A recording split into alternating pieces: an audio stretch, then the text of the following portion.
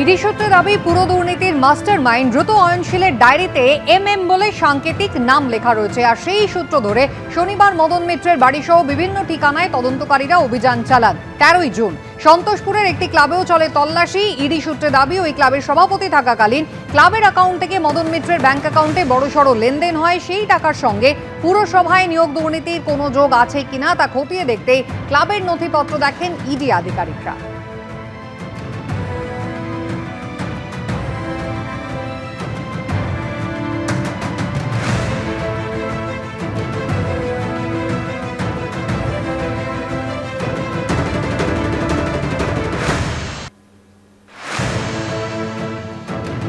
হাজিরা নিয়ে মদন মিত্র জানিয়েছেন তিনি সর্বতোভাবে ইডিকে জিজ্ঞাসাবাদে সহযোগিতা করবেন, তদন্তে সহযোগিতা করবেন। যদি আমায় ডাকে আমি কোনো ডেট, অসুখ, জ্বর কোনো বাহানা দেব না। আমি সমস্ত রকম ভাবে ইডি কে সহযোগিতা করব। এই সপ্তাহে তো আপনার পরিবার মানে আপনার স্ত্রী এবং পুত্রদেরও ডেকেছে, এই সপ্তাহে তো যাওয়ার কথা, তারা যাবেন? সবাই যাবেন, প্রত্যেকে সহযোগিতা করবেন।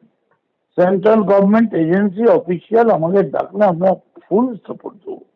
আপনার ক্ষেত্রে আমি গিয়ে সমস্ত কোনো আমি ডেট মনিটরিং চেঞ্জ করা কিচ্ছু চাইবো না। খালি আমি সমস্ত রকম I assure fullest cooperation. ED একটা government agency, central government agency. এরা নিশ্চয়ই যখন দেখেছে নিশ্চয়ই প্রয়োজন মনে করেছে। আমি একজন দেশের সাধারণ নাগরিক, আমি সর্বশক্তি দিয়ে এদেরকে সহযোগিতা করব। এই যে শিবির বদল করলেন, এর সঙ্গে কোনো সম্পর্ক আছে? আমি এসব কোনো মন্তব্য করতে চাই না।